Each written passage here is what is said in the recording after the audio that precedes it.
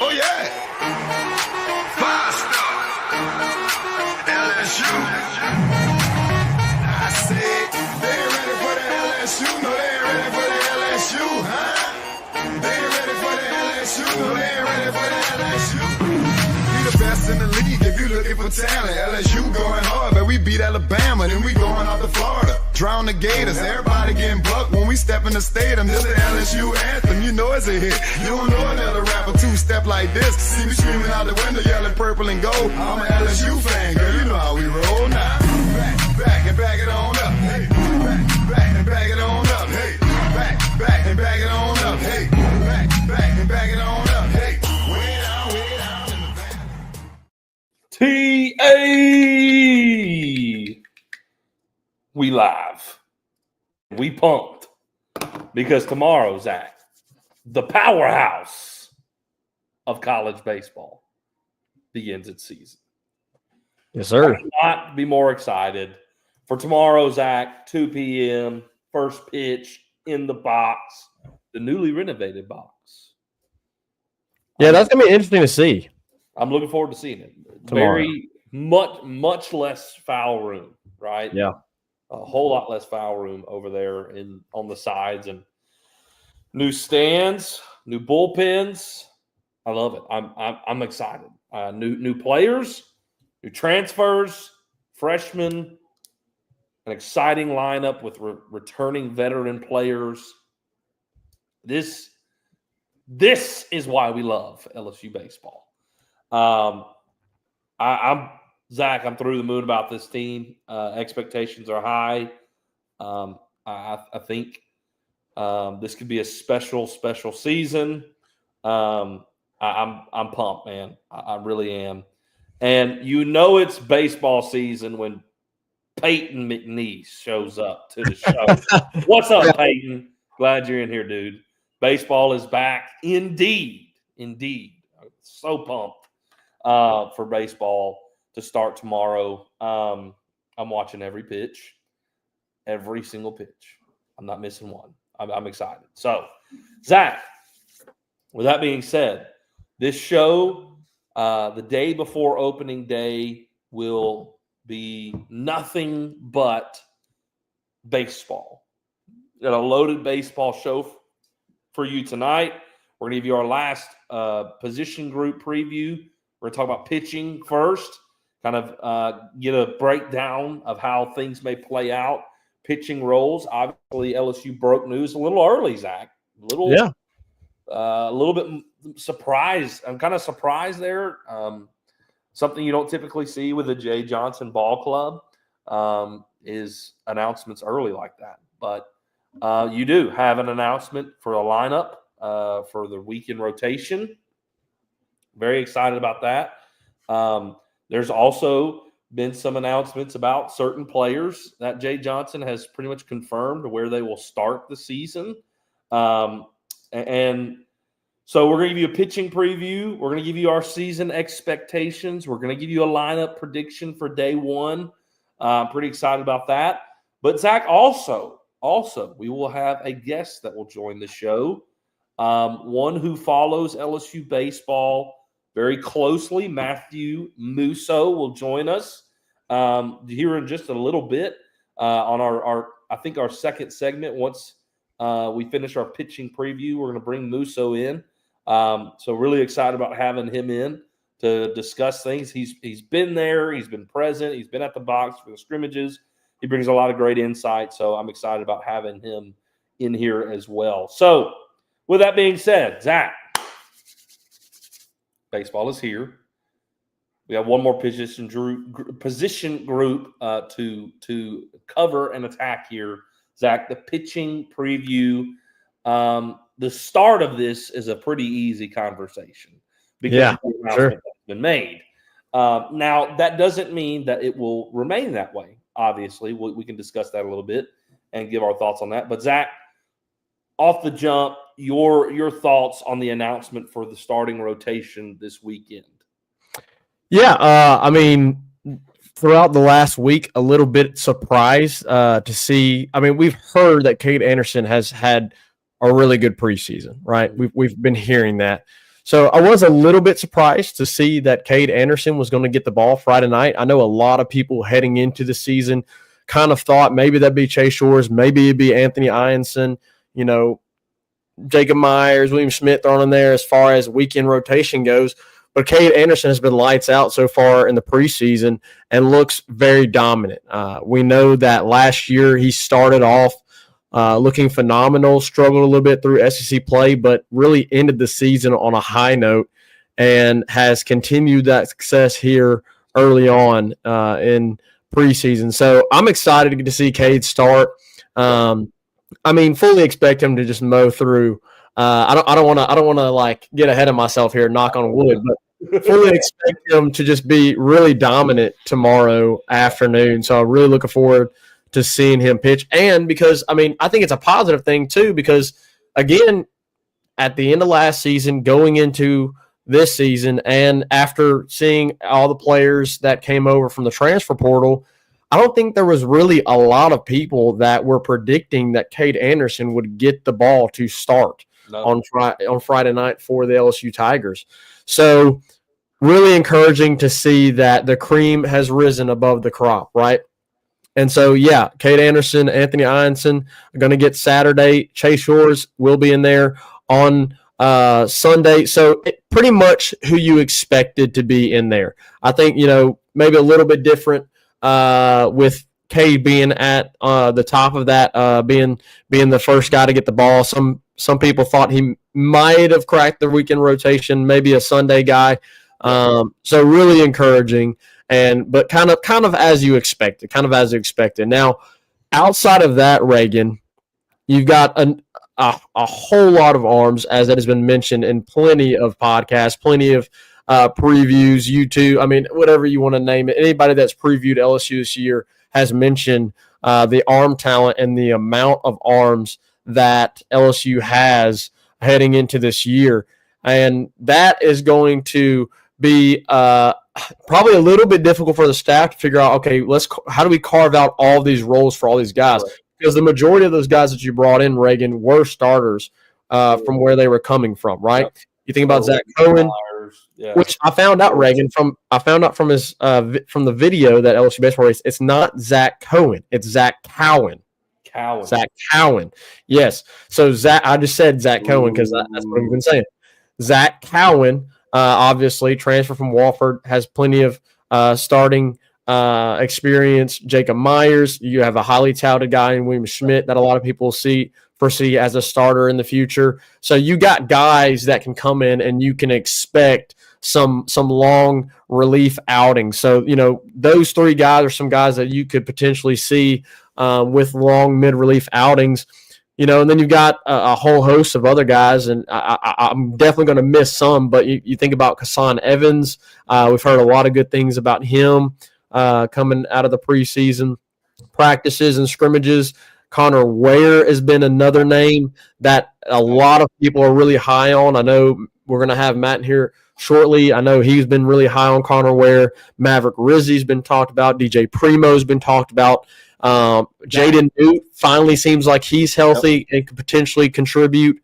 He was a guy that a lot of people were really excited about when he came in at LSU. So you've got a ton of different guys, and I'm leaving out a ton, but just Dorsey and Benj are the two.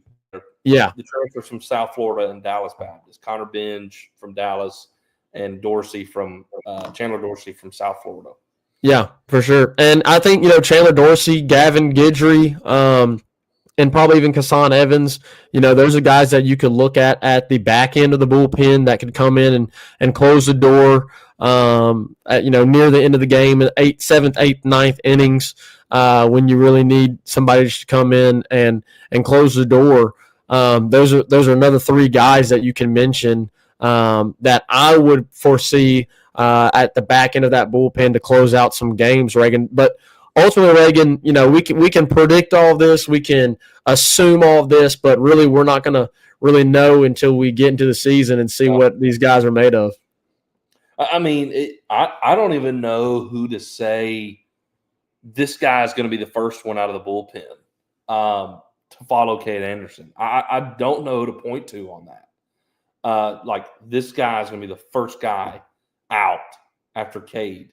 If I had to say, Reagan, I would probably go Connor Ware. There's just been so much hype around him here early on. Yeah, if I had to choose someone, I probably would say Connor Ware as well. You know, Jay said of Connor that he was the best pitcher in the fall. I mean, you have lots of arms that can contribute this year. Very excited. Zach, Maverick Rizzi is 6'9". 6'9". Homie is a giant on the mound.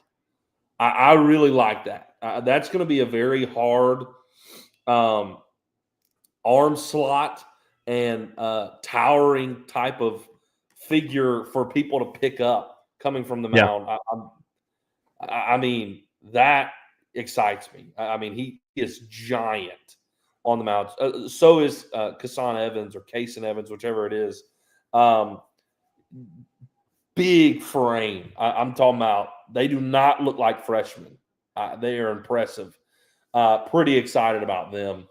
And yeah, I think Gavin Guidry can have an all SEC type year as a closer. I think he is a guy that's not being talked about enough on this team.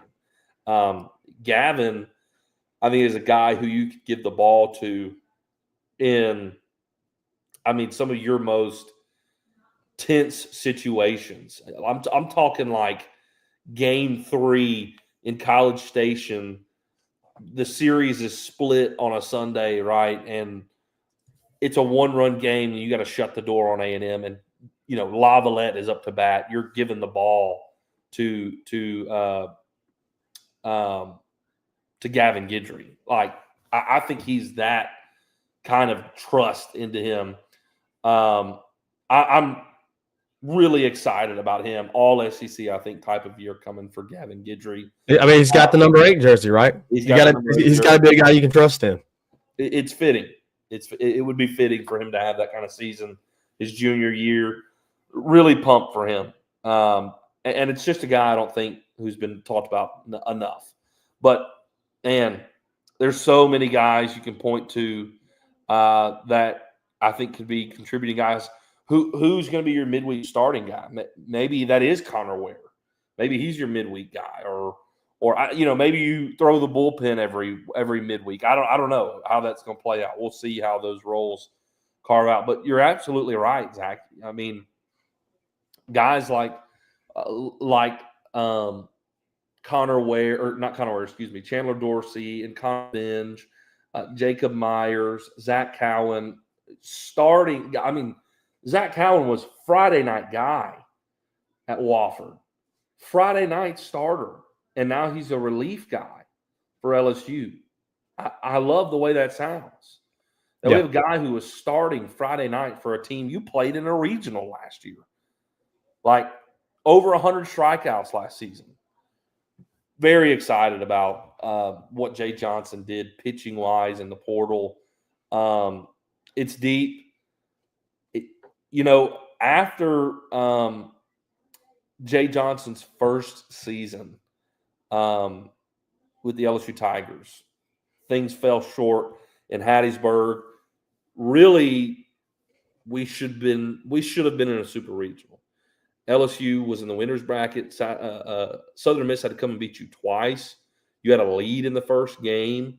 You felt like you were going to cruise in the super regionals, and you just didn't have enough pitching. Yeah. You just did not have enough. Jay Johnson immediately addressed that in his post-game press conference. Literally, the post-game press conference said we did not have enough pitching. And guess what Jay Johnson did? He went out and hit the portal, brought in a ton of arms, none bigger than Paul Skeens, right? And the next season, with a loaded gun in the pitching staff and a loaded gun in your lineup, he led you to a national championship. It was a phenomenal season. Last year, it felt some of the same. Now, I think the offense has some strides to make from last year. Some of what Peyton is mentioning in the comments here about trying to live by the home run. I don't think we're going to do that this year. There's going to be a lot more producing runs than hitting the ball out. I do think there's some power in this lineup. I mean, we're talking about Dickinson, who was a double-digit home run hitter last year. Now, it's a step up in the SEC Conference. Hernandez was a 23-run home run last year. It's a step up from Indiana State to the Southeastern Conference.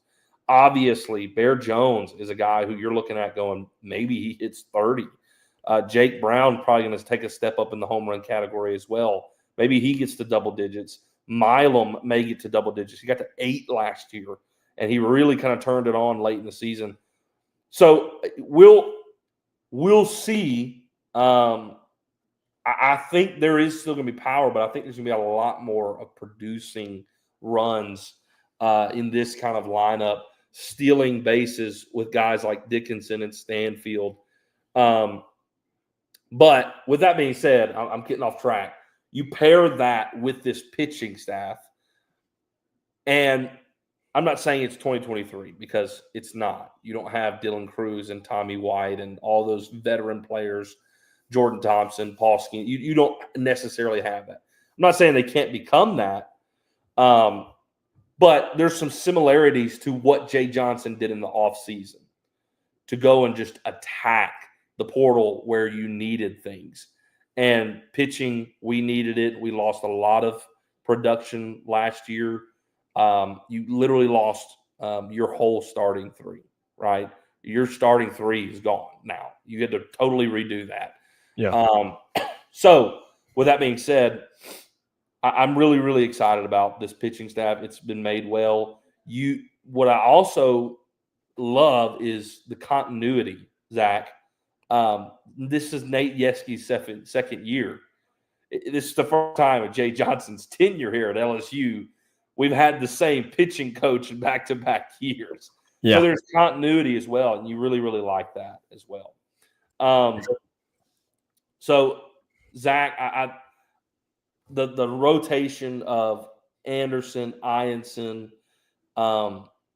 and Shores, I think that is going to be your main 3. That may I really think that may fluctuate at some point. Maybe it plays out and pans out that way. I would be glad. I'd be thrilled. Are you kidding me? Chase Shores is your Sunday guy. You're going to win a lot of Sunday games. Yeah. It stays that way. And if Ianson transfers over from UC San Diego to LSU and it's there, all the stuff is there to compete in the SEC, and he stays as your Saturday guy, and Chase stinking Shores is your Sunday guy, you like your chances in a split series a lot with Chase Shores on the mound. We'll see how it goes with him coming off of Tommy John. It's been a long time since he's been in-game, real live pitching, since 2023. So with that being said, we'll see if he comes back to form. But as we've said and what we've heard, he looks good. He looks ready to go. He's 100%. And I like that matchup any day. Sunday with Chase Shores, I'll take it all year long. So, Zach, pitching preview. We're 20 minutes in. Has Musso made it in, Zach? Yeah, Matt's here. Let's go ahead and get him in. Bring him in. Excited to have the host of Musso at the Box and LSU Daily joining us. Are you excited, Matt? Tomorrow's the big day. It's Valentine's Day, but a lot of fans are just in love with the fact that baseball starts tomorrow. Of course I'm excited. Great to be here again with you guys. Tomorrow is my favorite day of the year. Opening day is my favorite day of the year every year. Doesn't matter if it falls on Valentine's Day or just some random Friday, in mid-February. It's the best. There's always a great feeling. You just get out there to the park and the sights and the smells are all back, and hope springs eternal. And it's one of 56, but it's one of the best ones. It is. Matt, I want, before we really dive into, we want to hear your thoughts on pitching. Obviously, the starting lineup, the starting rotation has been announced already. We'll do a little bit deeper, but I'm really, really curious. You've been there, you've seen the new renovations. How it looks like it's way less space out there in foul territory than what it used to be. Well, how do you think that will play a factor this year? It's going to be interesting. The way I've seen it impact most is on the pop flies in foul territory. You just, like you said, you run out of room quicker. But with the angle that the wall creates now, if a ball is hit on the inside of the bag enough and gets across the line, it can ricochet off that wall back. So that will be interesting. The other aspect of it, too, is down the line, like once you get past the angle of the wall, there is virtually no space. I mean, you're talking inches. So Yeah. if you have a fly ball heading to the corner, chances are it's getting out of play foul now. But I mean, the renovations themselves look fantastic. I mean, they did an awesome job. That's going to be a really cool premium seating option that people are going to eat up. They had opened it just for general admission in the scrimmages kind of the last couple of weeks, and it was always filled. So that's going to be a really, really nice addition. A little challenging to find out who's in the bullpen now. You got to really pay attention when they're running down there. But the new dimensions are certainly interesting. A lot more balls get to the stands. Yeah, and I mean, it's going to create obviously the ricochet, but man, I love also that they changed the advertisements, all uniform, one color, or the sponsorships. Looks cleaner out there. Mm-hmm. I love it. So awesome. I've been really curious about that because you've seen little snippets of it in videos or in pictures that they've released, but I'm really looking forward to seeing it in play tomorrow. So, anyways, with that being said, Matt, we know the starting rotation. Zach and I think really, really will know. I think we kind of know who also will play into closing roles. Obviously, Gavin Guidry is one of the main guy. Who's going to be the most reliable arms mid relief if one of the starters falls apart in 2 innings, and you got to bring a guy in that's going to eat up innings? Who are going to be those guys this year? I think the easiest one to go with there is Zach Cohen. I mean, a guy with starting experience, an innings eater. Some of your guys play really, really strong defense behind. There's a lot of pitchers actually like that on this staff, but there are also the guys who can just, blow it by you. But I mean, Cohen obviously fits that role immediately as the guy you can think of first, just starter, former ace of the staff, all of those things. But I mean, the guy that I will go to is who I think is going to be their most reliable arm out of the bullpen all year is a newcomer, and that's Connor Ware. Everyone has asked who fills the Griffin Herring role. For me, it's Connor Ware. He can do so many different things for them, whether it's long relief, spot start, close out a game. Griffin Herring, all things that Griffin Herring did. It's from the left side. 2 very, very good breaking balls, a low 90s fastball, might touch a 94, 95 every now and then. But from the left side, he has been, I mean, coming from junior college where he never had an ERA above 2 in either of his seasons, struck out a bunch of guys. You're like, is it going to translate? Well, he has stepped in since the fall, and he looks like a star in the making. So I'm really excited to see him. He's definitely somebody there. I think your hope, and again, it's baseball. Things are going to go wrong. Someone's going to get shelled and only go 2 innings or 3 innings at one point. But I think their hope is that they have 3 strong starters that by the midseason are going 6, 7 innings, and you don't really have to worry about mid-relief much. But again, it's baseball. It happens. So I would definitely go Ware and Cohen. And then another guy maybe to keep an eye on potentially. He's one of the guys I'm most interested to see this weekend because I'm not totally sure what role they're going to have for him, but it's a freshman, Cooper Williams. He's a lefty. Again, good stuff. And in the scrimmages, they've really been trying to put him in spots. It's kind of similar to what they did with Fidel Ulloa a year ago at this time of the year. Yeah. And he's come in a lefty-lefty matchup spot. He's also come in and extended for 2 1/3, 3 innings. So he's another guy potentially there when it comes to the bit of relief. And then, look, Gavin Guidry, even. They've extended Guidry a little bit here. So, I mean, you have plenty of options. Jay, we've seen him do this. He's going to have one of his best pitchers pitching out of the bullpen. I think in this case, that's Connor Ware. But he doesn't necessarily go to the closer or your quote-unquote closer in the 9th inning. He goes to them in the tipping balance of the ball game. And I mean, that's what you're seeing more and more in baseball, really at every level right now. But so, I mean, that opens the door for somebody like Gavin Guidry, and they've extended him. Maybe it's the 7th inning, and you got a pitcher to jam. It's 10 point. You throw Gavin Guidry there and see if he can't get you, 6 outs, then maybe have one guy come in and get the last, or if he can't take you all the way home. So I think they have a bunch of guys that can fill that role, but I would really lean first on Cohen and Connor Ware. Zach, I know you're next. I want to make a comment on Connor. Zach and I have grown up and we still do live in Mississippi. Mm-hmm. Baseball in Mississippi is just, I mean, it's the sport of Mississippi. And JUCO baseball, where Connor played here in Mississippi, is no joke. And Pearl River, where he came from, is a phenomenal program, very competitive, one of the better ones here in Mississippi. And yeah, I really, really like that we added him from there. Zach, I know you got next, though. Well, Matt, what I really want to ask, I think everybody kind of understands the significance of Curiel and the impact that he's going to make. So I don't want to hit on Curiel too much because I just feel like every podcast, every preview YouTube video has been hey, he's the guy. So what I really want to ask, Matt, is after Curiel, who is another freshman that outside of pitching, right? Just player that on the field that has really impressed you so far? That's a really good question. Because I think the outside of Curiel, the freshmen have really shined are at the pitching are spot on the bump. But yeah, I'll give you one. I'll give you two actually. First, I'll go with Mikey Ryan, a freshman shortstop, went to Rummel. He's going to stand out mainly with his glove. He's made a couple really, really flashy plays in the infield. He can play second. He can play short. He's going to stick there in the middle infield. But potentially late inning replacement. They didn't give him a ton of at-bats, but the ones that they did, he handled the bat well. There was one that really stuck out.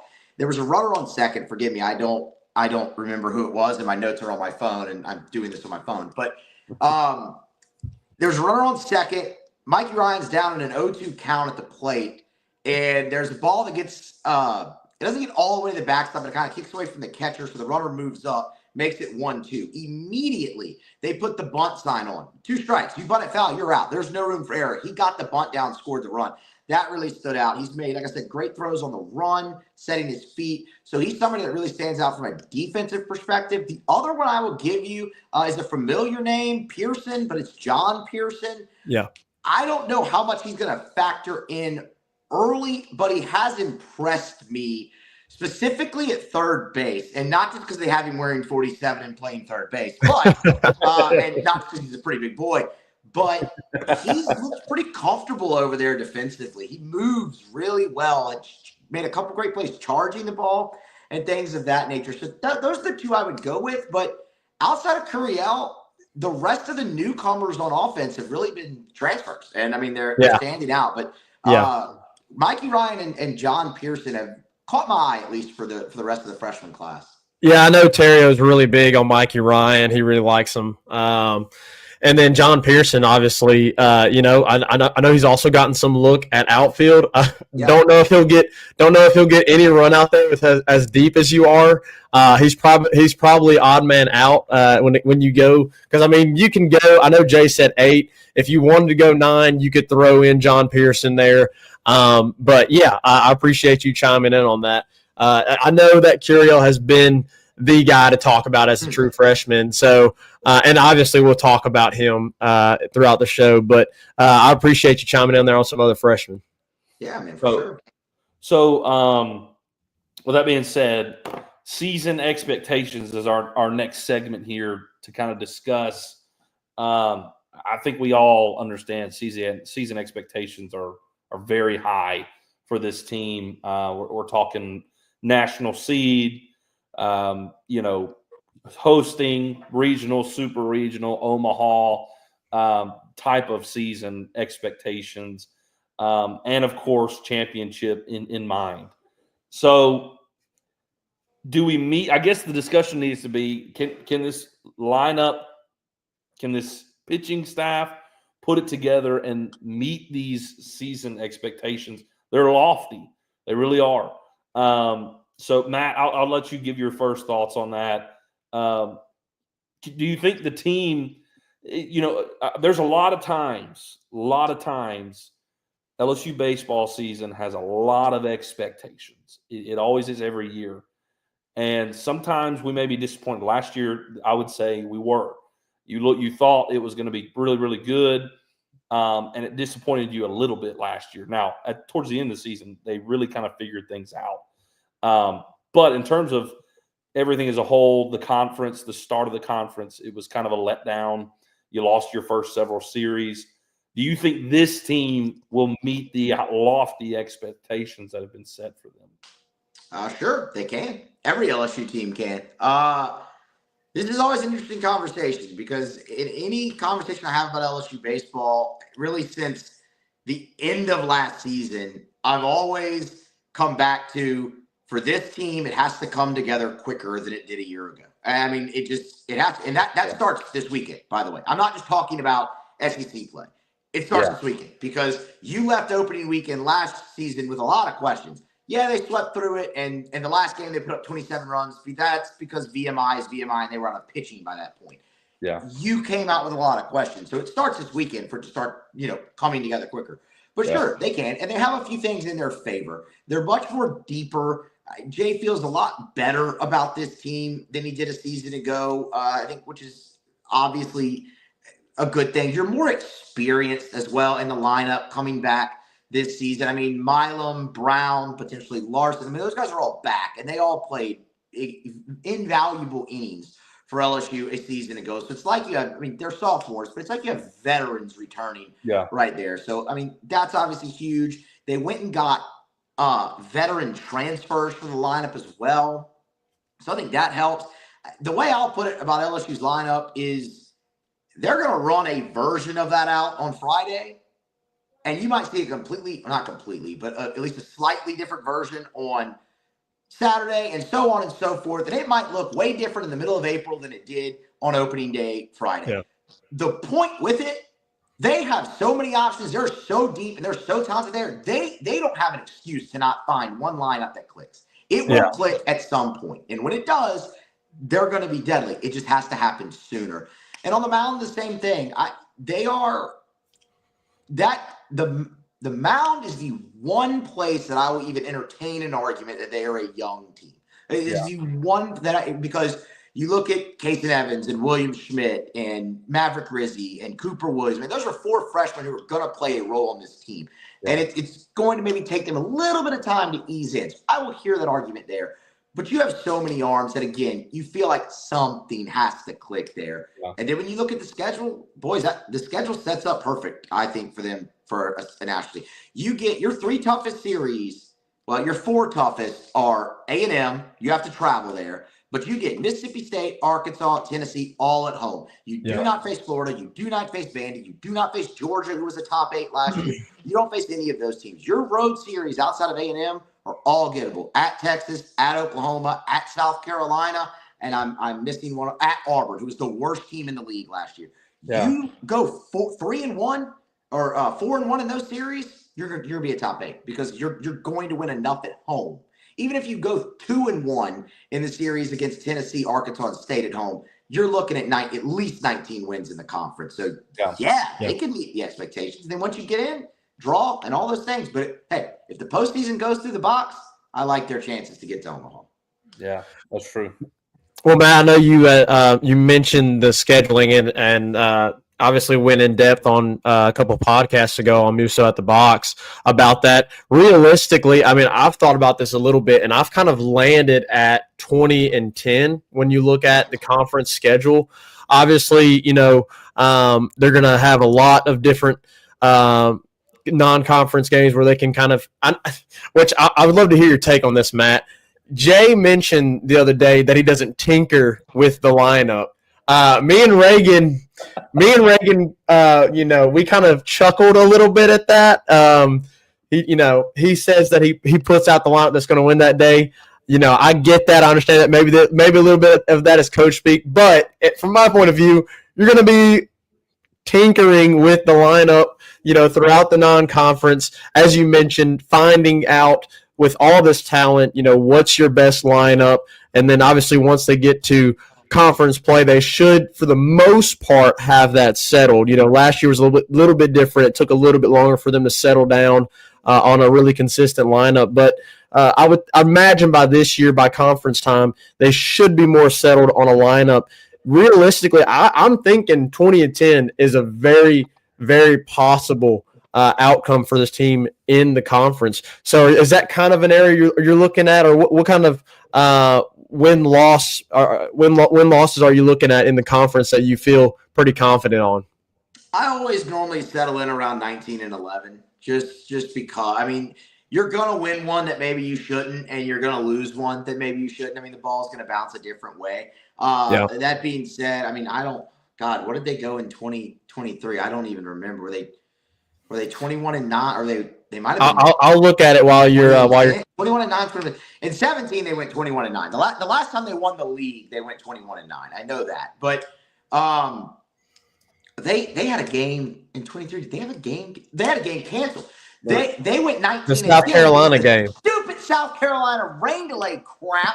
Yep. 19-10. Yeah. Yep. 19-10. So they went 19-10 that year. So I always kind of settle in around there, and that's plenty good enough to get you. Could they go 20-10? Yeah. Could they go 21-9? Of course. This team, they're number 2 in the country for a reason, a consensus top 5 team.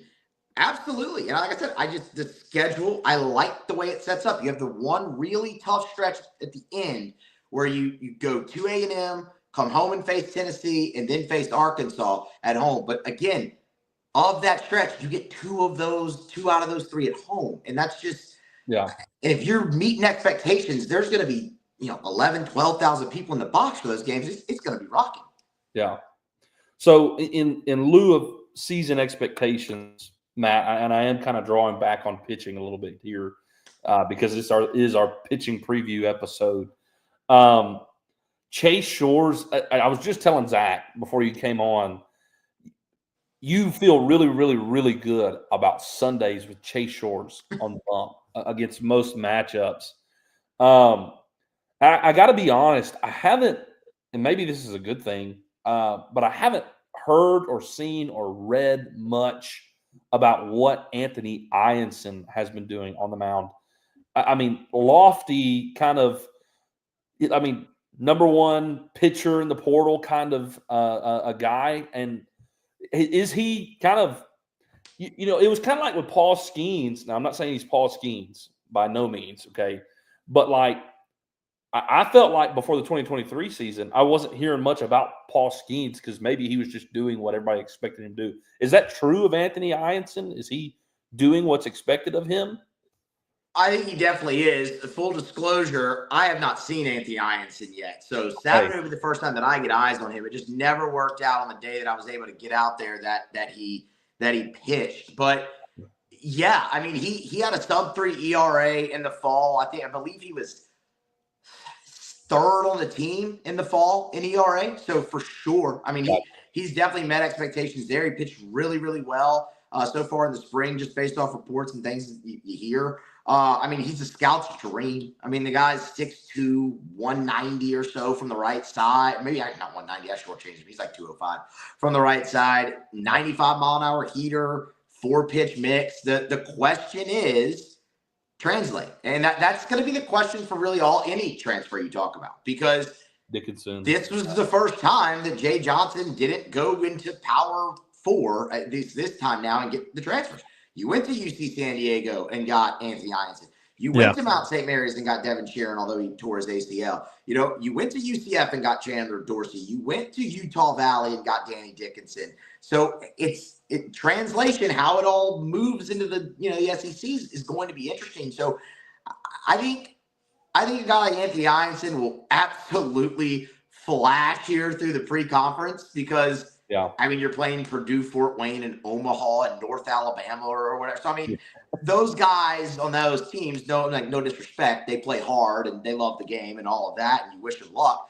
They don't see too many guys with 4 pitches throwing 95, every weekend, and then let alone a guy like Chase Shores blazing up 100 past you in Sunday. So Ianson, sure, by all accounts, by all reports, it's all been good. I have not actually seen him with my own two eyes yet. He's one of the only pitchers on this staff that I have not seen with my own two eyes. And how big does Maverick Rizzi look on the mound? He's a giant. Yeah. Like so the first time I went out there in the fall, it was their first Sunday scrimmage. And I went because Chase Shores was pitching. And when Shores took the mound, I was just like, holy crap, I forgot how big Chase Shores was. Like, because we haven't seen him in over a year. It's like, that's right. He's like 6'8" and 2 whatever. Later in that scrimmage, Maverick Rizzi got on the mound. I'm like, who is number 9? Like, who is that guy? Or not number 9. That's William Smith. I was like, who's that? So I look at the roster. I'm like, Matt, 6'9", 240. Good Lord. Yeah, he's huge. He's massive. Yeah. Well, Matt, and hopefully I got my mic adjusted. I think earlier I meant to turn it down. I actually turned it up, so hopefully it's better now. Matt, I'm interested. Obviously, there's a lot to be excited about. The talent's there. There's a pitching depth. Obviously, there's curiosity as far as how it will translate for some of these transfers. But, Matt, tell us what – for this LSU team to reach its expectations, to meet the lofty goals of all the LSU fans, what is some things that you believe has to happen for this team? You need at least the 1-2 punch in the rotation, whether that is Anderson, Ianson, Anderson, Shores, like whichever way. Now, that being said, I know I said whichever way, but you need Chase Shores to pitch in some of your biggest games. That has to happen because he is your most talented pitcher. I think from just a stuff standpoint, he might not be your most veteran. It might take him a while to come along, but Chase Shores is going to have to pitch in your biggest games and pitch well in your biggest games for LSU to reach that pinnacle. Can he do that on a Sunday? Sure. Like if it works out and he stays on Sunday, then you obviously have your 1-2 punch and you have Shores on Sunday and it clicks for him and you already have the best rotation in college baseball. Yeah. But he's going to have to pitch in some of your biggest games. And then this is my biggest concern for the team. And until I just see it consistently happen, it's going to stay that way. Jared Jones has to be protected in the lineup so he can be Jared Jones and be your best hitter, which he should be this year. And it's not just the protection for Jones. Jones has to do a few things at the plate too. People are going to want to pitch around him, so he's going to have to be more selective. And you saw that from him at times a season ago. The walks were up, and he's going to he's going to have to be comfortable taking more walks and things of that nature. But I've been really impressed with him in that regard, and also using the backside of the field a little bit more in terms of base hits so far in the preseason. But you have to find the right guy behind him right now. That is the biggest question mark I still have on this team. Because for your offense to reach the heights that it should, Jared Jones has to be able to be Jared Jones. So I would tell you those two things. You need your 1-2 punch. You need a guy at the back end that you know you can count on. Chase Shores is going to have to pitch in your biggest games. And then Jared Jones is going to have to be allowed to be Jared Jones, and protection in the lineup is going to be a big part of that. Jared Jones, he made some strides last year because, obviously his freshman year struggled handling the breaking ball and really made some strides last year as far as that goes. But and I expect to continue to make some more strides this year. So I'm excited to see some more of his progression. So excited to have him back. Yeah, it really is. All right, guys. I think we're going to hit a quick break real quick. A little advertisement break, and we'll come back. We'll do our last segment.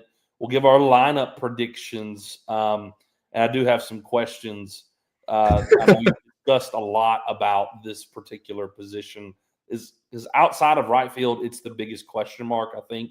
Yeah. So I'm going to ask you about that as well. But we'll do that right after this. 5-Star Hero, your intro and outro music for the Tigers Avenue show. They ain't ready for that LSU. Go check out all his other music on all the major platforms. Don't forget to follow him on Instagram at Saints Anthem and at Twitter at One Nation Doty. Don't forget to check out his Facebook page for all his Saints and LSU merchandise. Can't get any better than Sarah Klein Stevens, attorney at law. Her firm focuses on the needs of the elderly and maintaining their dignity throughout the process. Here for you, here for your family. Sarah Klein Stevens, attorney at law. Right back at it here in the Tigers Avenue show. Zach, I know we got a few comments in here if you want to throw them up real quick. What's up, Tyler? Love Musso. Glad to have him on. Cardone, it's actually Valentine's Day, not Christmas, but I completely understand what you're saying.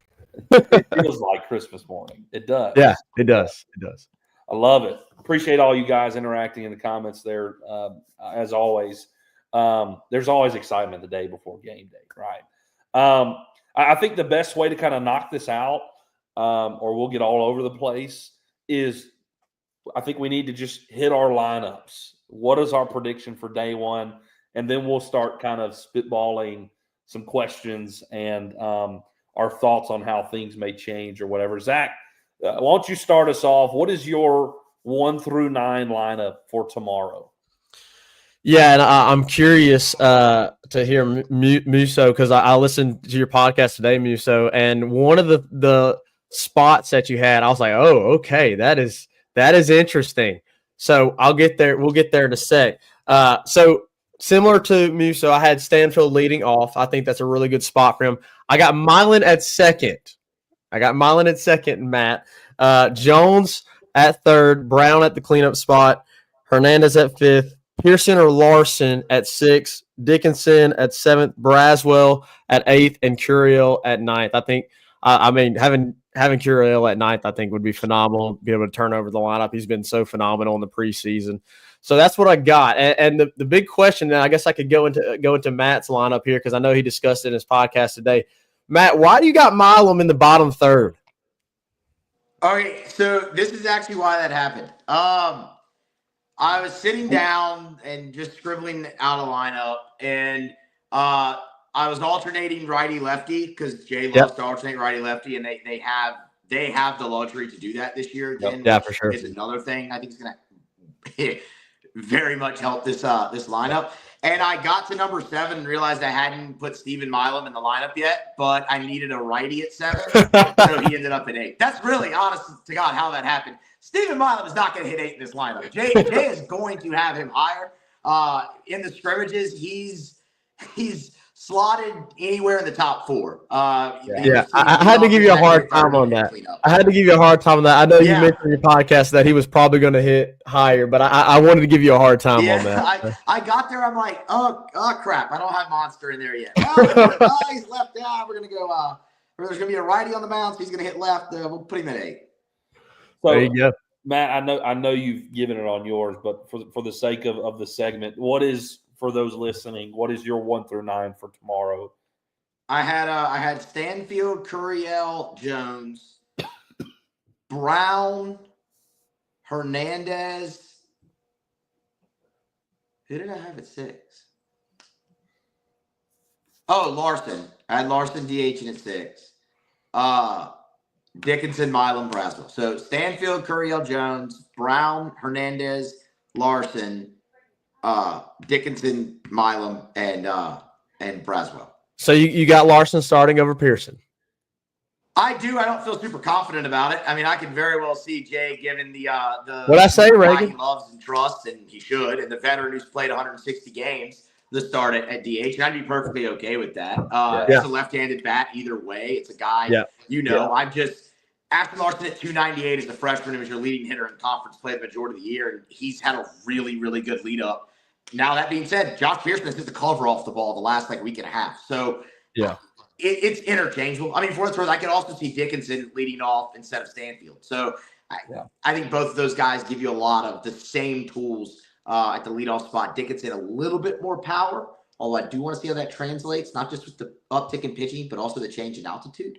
But I mean, those are the two positions that I think are most interchangeable right now. I feel pretty damn good about everything else. Yeah. Reagan mentioned on our last show, Matt, that it's crazy to think that the guy who had the game-saving catch in Game 1 of the World Series 2023 could be sitting the bench for a majority, maybe a majority of the season, potentially. I don't know. We'll find out. It seems like Pearson always finds himself there late in the season.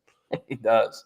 And God, in our outfield lineup, in our outfield preview, I put Pearson game 1 over Brown, but I've since rethought it, and I'm going to put Brown and Wright. So my 1 through 9, I actually do have Dickinson leading off, and then I have Milam second, Jones third, Brown fourth, Hernandez fifth, Larson sixth. We all have Jones, Brown, Hernandez, and Larson, DH, whoever. I think the same. I have Brazzi at 7, Curiel 8, Stanfield at 9. Speed at the top and the bottom. So, yeah, either way we just put it. I mean, I like them. My lineup, kind of like you were saying, Matt. I designed it to be left, right, left, right, left, right. And you're going to see something like that. I'm really, really curious to see who gets to start at DH tomorrow. There's so many guys that I think are going to be vying for that position. I mean, there's going to be outfield guys like Pearson and Larson. There's going to be catchers like Priester and Aaron Beatty. So that's going to be one of the hottest positions, competitions, I think, through this non-conference for that spot. And with that being said, that's the kind of one I wanted to ask you about.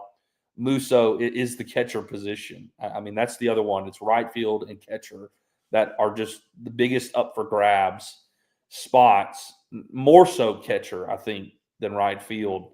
There's just a lot of guys on both spots. I really like Brown and Wright just because of what he did last year. I mean, he literally played center field for you. Last year, he was playing center field for you in the SEC tournament. So I like Brown and Wright. But I know you said there's been a lot of struggles at catcher with, letting pass balls and whatnot. And the one who kind of hasn't been heard about much is Hernandez, maybe because he's been the most consistent. And what I think has blown my mind is the dude hit 23 home runs last year too. Again, it's Indiana State, so will it translate? That's the question. But, man, you're talking about a guy who, if he starts to do that again this year, he's the guy who can protect Jones. He becomes so important. He could become that guy. So why Hernandez, right? Because it felt like for a while it was Aaron Beatty, and then a little bit maybe Priester, and then it's been such a competition. But now it feels like tomorrow it's going to be Hernandez. Why Hernandez? Well, that's what you said. He's the way I termed it, and I didn't mean it in any bad way. I didn't mean to come across as a shot. He's just kind of been there. Like, he hasn't made the flashy play or anything. Like, you haven't seen him just throw an absolute laser down to second like Aaron Beatty can do, or a super agile swipe tag play on a runner coming home while you're out in front of the plate like Priester or anything like that. But he's just, you haven't noticed it. I mean, and that's a good quality to have in a catcher, that you don't notice it. It's like in football with the offensive line. How'd the offensive line play? I don't know. Did you hear their numbers called at all by the refs or anything like that? They probably played pretty well.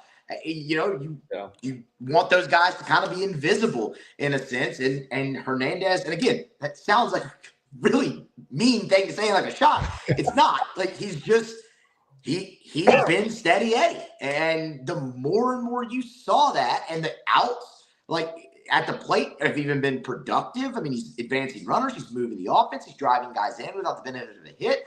All of those things are good. Like, you do that, you can play for me any day of the week if I'm your coach and filling out the lineup card. So it really is that. He's been the most consistent. He's been the most steady, and he's been the guy that you kind of just haven't noticed. It's like, who's catching? Oh, Hernandez. Okay, that's great. And look, LSU needs that, man, because Aaron Beatty's going to have a great career here. Like, I really, really believe that. The guy, for me, is by far their best offensive option there. And I think you're going to see him catch this week.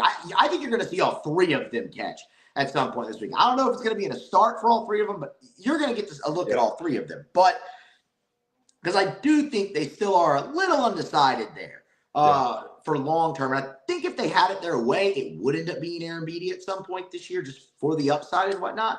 But he's a freshman. And, catching these pitchers little different than the pitchers he was catching back in Texas in high school, although Tom Ball's an elite program. But it's still, it's a learning curve and a little different there. So, I mean, that's why with Hernandez, he's a veteran presence, and he's been incredibly steady, which is something that they need back there because that's been a bit of an issue for LSU over the past few years when LSU fans got used to living a really charmed existence with Papirski and Gibbs and Ty Ross. And I mean, it was like you were throwing the ball up against a brick wall and it was coming right back to you. So Cade Skivik. God. Yeah. I love Cade Skivik. I love watching him play. Anyway. Yeah, man, he was great. I will never forget Dad. Anytime Papirski talking about Papirski, I mean, it was always just stupid, but I'll always have that memory of Dad specifically pronouncing it that way when he hit a home run. So one more, because honestly, Musso, this is a guy who before Dickinson committed to LSU, I had him as the other guy in the infield early on. I was saying that's going to be your third or second baseman. And it's Tanner Reeves. It's a guy we've heard about for a while now because he's been committed to LSU for a while. Mm-hmm. And man, holy cow, but some of his offensive numbers in JUCO were impressive. And some of the accolades as well. So how much is Tanner Reeves pushing? And obviously, like you said, with all these guys, you're probably going to see Tanner Reeves this weekend. How much is he pushing Dickinson and maybe pushing Braswell and Milam as well, vying for a spot in this lineup? Yeah, Tanner Reeves actually committed to LSU back in 2023, and it was always for 25. He committed in 23, knowing he wouldn't be there in 24, but in 25. And you're right. I mean, he was the guy that I thought too before Danny Dickinson because he just huge Tanner Reeves fan, like hand in the air. I think he's an awesome player, and he will play. I don't know if he'll get a start this weekend. I don't know what his role might look like, but he's going to play because the production you can't ignore it. You can't look at what he did leading up in the last 3 weeks to the season opener and just, brush it under the rug. Danny Dickinson's going to start. He's got the higher upside. That kid could be a first-round draft pick in July.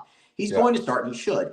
But Reeves is absolutely pushed for playing time, and it's not just Dickinson. He's just pushed. Like, you're going to see him somewhere. Jay Johnson says he's athletic enough to even play in the outfield. He can definitely play all three infield positions, and I don't know where he's going to break into this outfield. I don't really know where he's going to break into this infield. But, I mean, that's a guy you can see definitely come off the bench, pinch hit, late defensive replacement. And I'm hopeful that he does get a start at some point this weekend just to kind of see what he does. Because, I mean, he's kind of got everything. He even showed off the power a little bit. He's got a great glove, left-handed bat, quick twitch hitter, like all those things. I really, really, really like Tanner Reeves. And the good thing there is you have a guy who's obviously really patient. That's a guy who, as I said right off the top, has been committed to LSU since 2023, knowing he was not coming until the 2025 season. Yeah. So even if it doesn't happen for him this year, that's a guy who could slide right in and start for you in 2026 once Dickinson, Braswell, all those guys move on. Yeah, and what's crazy is with the Diego Pavia rule, I mean, he can stay for even a longer outing if he really wants, with LSU. So, and feels like, next year with Braswell leaving, Dickinson leaving, feels like an easy slot for him to be able to slide in there next year and still have some years of eligibility left thanks to the Diego Pavia rule. So, Zach, I mean, lineup, I'm liking what I'm seeing. Zach, do you have any more questions for Musso? I'm good. We've enjoyed having you, man. Yeah, guys, appreciate it as always. Absolutely. Appreciate you joining and giving us the insight, kind of firsthand insight there. We appreciate it. Us Mississippi guys, unfortunately, can't make it as often. We'd love to. Yeah, get on down for a game. I will say this, though, Matt, about the stinking schedule. Every year it alternates between Starkville and Oxford. We have a game to go to here in Mississippi. But now with Texas and Oklahoma, they removed Oxford from us, and I'm a little bit salty about it. I recently moved closer to Starkville and Oxford, and it's a very easy drive to Oxford for me. So I'm a bit salty about the schedule and us having to go to Austin and to Norman. Yeah.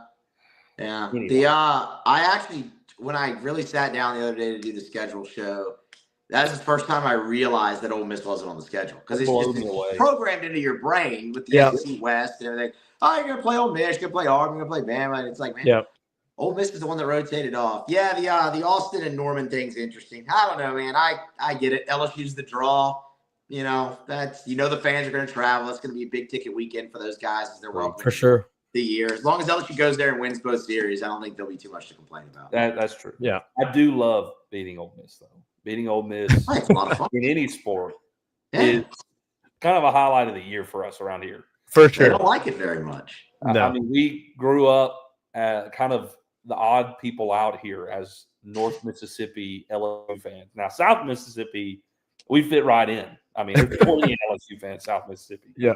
But Ole Miss fans have made us sick all of our lives, and I've enjoyed beating them for the most of our lives. So, hey, it's a fun thing to do. That's right. That's right. Musso, we really appreciate you joining in, man. You really made this show awesome, kind of all things LSU baseball. This day before Christmas morning, the opening day of the Powerhouse, which, by the way, I've loved how they've coined that the last few seasons. I think it's awesome. The Powerhouse of college baseball opens up tomorrow at 2 p.m. against Purdue Fort Wayne. Cade Anderson gets the start on the bump. It's going to be exciting. We'll see how the lineups work out. We'll see how things play out this weekend. And we'll obviously be back here next week to cover the whole weekend and talk about lineups and players and performances of the weekend. Really excited about the season to get started this weekend. Appreciate all you guys being in here and interacting. We'll see you next time here on the Tiger Avenue Show. 5 Star here takes us out. Peace.